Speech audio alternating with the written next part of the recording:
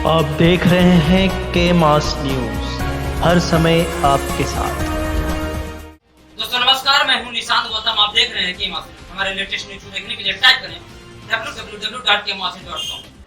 Social media पे देखने के लिए टाइप करें। आप देख रहे हैं के मास न्यूज संजय कुमार गौतम के साथ। आज हम उपस्थित हैं शाहगंज के प्रांगण में। यहाँ हमारे नवयुवक एक भाई उपस्थित हुए हैं। इनसे बाबा साहब के विचार के बारे में इनसे थोड़ा बातचीत करना है। आइए, आपका क्या नाम है सर? रविंद्र कुमार अम्बेडकर जी।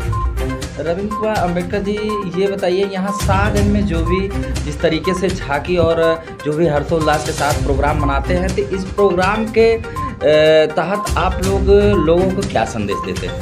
जी सर, बहुत बहुत धन्यवाद। जितने भी केमास के दर्शक हैं, आपको नमो बुद्धाय जय भीम।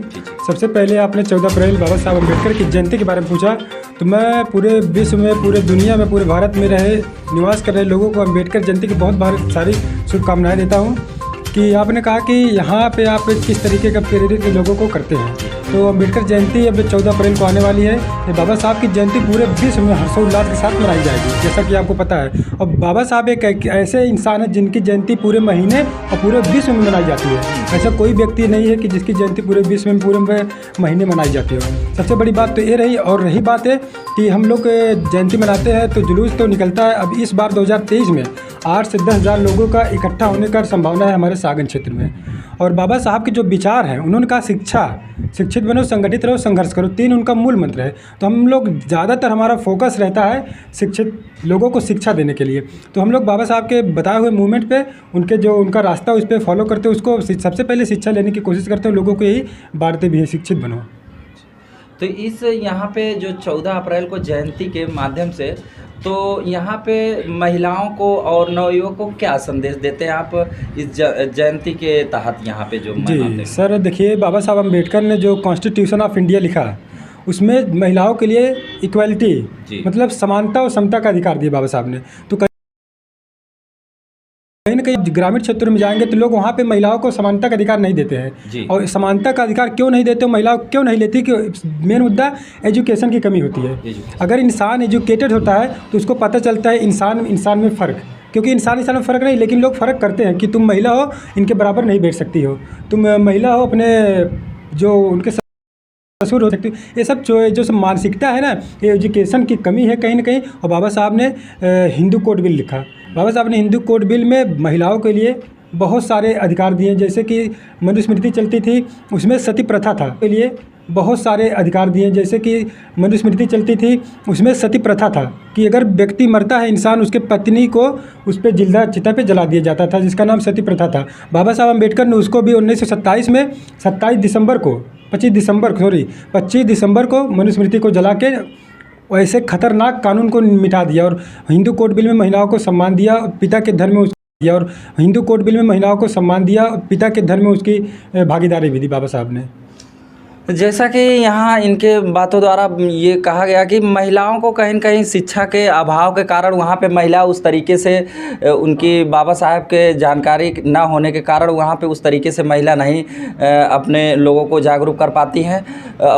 जो भी है, अगर महिलाएं पहले तो महिला के अधिकार नहीं था, ना पढ़ने का अधिकार था, ना कहीं बैठने का अधिकार था, ना उनको तन ढकने का अधिकार था। आज जो भी है, इनके कहने के अनुसार बाबा साहब के माध्यम से महिला को अधिकार मिला हिंदू कोड बिल के। वो हमारे नवयुवक, हमारे साथी जो जुड़े हैं, इनसे और भी बात, एक क्वेश्चन और है कि जो अगर नवयुवक लोग हैं वो कहीं ना कहीं दूसरे रास्ते पे भटक रहे हैं, उनको क्या संदेश देना चाहते हैं आज के जो भी? जी सर, बहुत अच्छा सवाल रहा कि जो आज का जनरेशन का यंगस्टर है, नवयुवक, कहीं ना कहीं भटक इसलिए रहा है क्योंकि जो स्कूल में एजुकेशन आज दी जा रही ना, क्योंकि हर एक के स्कूल में, चाहे वो छोटा हो चाहे विश्वविद्यालय हो, हर एक स्कूल में सबसे पहले संविधान को पढ़ाया जाना चाहिए। एक सेमेस्टर संविधान का भी चलना चाहिए। और जो मेन स्ट्रीम मीडिया है, मीडिया का भी कर्तव्य बनता है। आर्टिकल 19 में मीडिया को अथॉरिटी है कि इक्वालिटी, मतलब उसको बोलने का अधिकार है, सवाल पूछने का अधिकार है।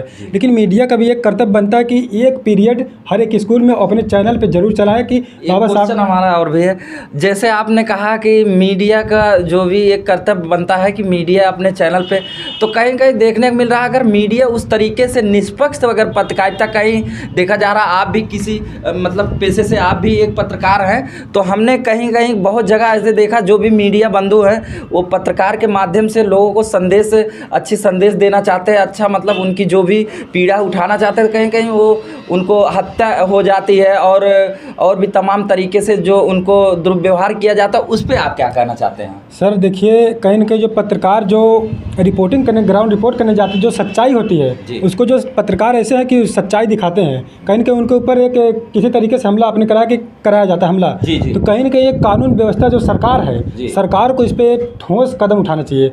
ऐसे पत्रकार जो ग्राउंड रिपोर्ट करें, जो सच्चाई को दिखा रहे हैं, उनके ऊपर ऐसा क्यों हो रहा है? ऐसा कानून बनाना चाहिए, ऐसे इस तरीके से बिहेव करना चाहिए पत्रकारों के साथ सरकार को कि लोग एक बार डरे पत्रकार। आप सरकार, इस मौजूदा सरकार को आप क्या करें? चरम सीमा पे है, महंगाई चरम सीमा पे है, गरीब आदमी आत्महत्या करने को मजबूर है, किसान आत्महत्या करने को मजबूर है।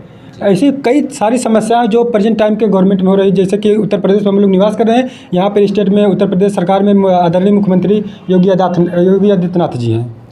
आप देख रहे हैं के मास न्यूज़। आज हम उपस्थित हैं अंबेडकर नगर सागंज में, जो कि यहाँ डॉक्टर साहब बैठे हुए हैं। इनसे थोड़ा सा बाबा साहब के जयंती के बारे में जानकारी लेना चाह रहे हैं। हाँ सर, हमारे चैनल में आपका स्वागत है। बहुत बहुत धन्यवाद। के मास के रिपोर्टर संजय कुमार जी। आगे बाबा साहब का जैसे जो भी कारवां आप लोग यहाँ करते हैं, कई सालों से सुन रहे हैं कि यहाँ पे जयंती मनाई जा रही है, किस तरीके से आप लोग मनाते हैं यहाँ पे और क्या संदेश देते हैं? बहुत बहुत साधुवाद। बाबा साहब की जयंती हम लोग पूरे 1 महीने से तैयारी करते हैं, बड़े हर्षोल्लास साथ मनाते हैं, क्योंकि हमारा सबसे बड़ा त्यौहार यही है।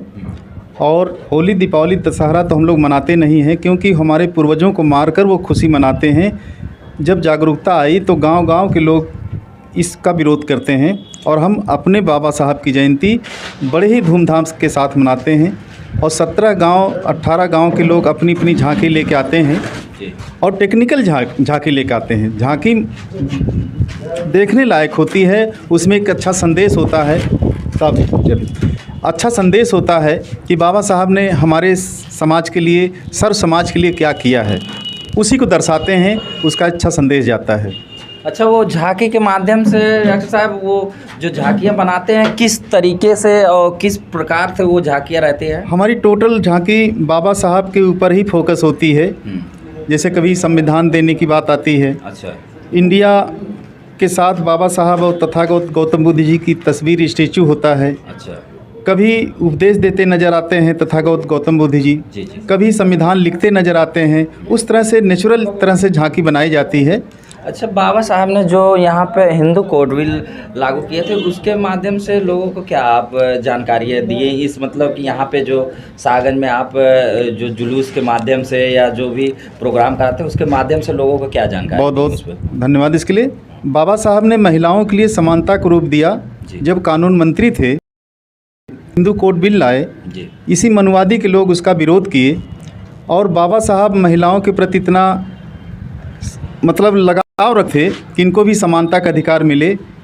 उनके सम्मान में इन्होंने अपने वो मंत्रिमंडल से अपना इस्तीफ़ा दे दिया, लेकिन बाद में मनुवादी व्यवस्था के लोग फिर उसको लागू किए। आज महिलाएं बाबा साहब की बदौलत डॉक्टर, मास्टर, इंजीनियर, सांसद, अपने वो मंत्रिमंडल से अपना इस्तीफ़ा दे दिया, लेकिन बाद में मनुवादी व्यवस्था के लोग फिर उसको लागू किए। आज महिलाएं बाबा साहब की बदौलत डॉक्टर, मास्टर, इंजीनियर, सांसद, विधायक, मंत्री बन रही हैं। ये बाबा साहब की देन है, न कि मनुवाद की देन है। अच्छा, यहाँ पे जो जयंतियाँ मनाई जा रही थी, यहाँ महिलाएं कितना इकट्ठा होती है आपके सागंज के प्रांगण में? बहुत अच्छा क्वेश्चन आप कह रहा है। हम अपने बड़े भाई डॉक्टर विद्यासागर राव साहब के साथ या टीम के साथ हम लोग 17-18 गाँव में जाते हैं, सबको संबोधित करते हैं, महिलाओं से बात करते हैं, बाबा साहब ने महिलाओं के लिए क्या किया उसके बारे में बताते हैं। हमारी माताएं बहनें बड़ी खुशी होती हैं, जागृत होती हैं, और खुश हो कहती हैं कि हम बाबा साहब के इस जयंती में ज़रूर आएंगे।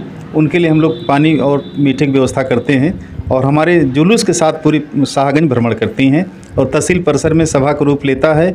वहाँ भी सबको सम्मानित किया जाता है, किताब के माध्यम से, बुके के माध्यम से, सिंबल के माध्यम से।